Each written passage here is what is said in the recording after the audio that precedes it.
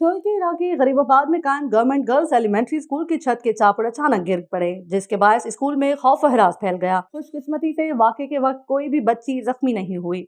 स्थानीय के मुताबिक स्कूल की इमारत इंतहाई खस्ता हाल है, जिसकी वजह से तालिबात कमरों के बजाय बाहर बैठकर तालीम हासिल करने पर मजबूर हैं। उन्होंने खबरदार किया कि अगर फौरी तौर पर मरम्मत न कराई गई तो किसी भी वक्त बड़ा हादसा पेश आ सकता है। छापर गिरने के बाद तालिबात में भगदड़ मच गई और वो शदीद खौफ का शिकार हो गई। तालिबात का कहना था कि अगर वो उस वक्त क्लासरूम में मौजूद होती तो बड़ा जानी नुकसान हो सकता था। तालिबात और असातिज़ा ने मुतल्लिका हुकाम से मुतालबा किया है कि स्कूल की इमारत की फौरी मरम्मत कराई जाए ताकि किसी भी मुमकिन हादसे से बचा जा सके। शोल के इलाके गरीबाबाद में कायम गवर्नमेंट गर्ल्स एलिमेंट्री स्कूल की छत के छापर अचानक गिर पड़े, जिसके बायस स्कूल में खौफ व हरास फैल गया। खुशकिस्मती से वाक़े के वक्त कोई भी बच्ची जख्मी नहीं हुई।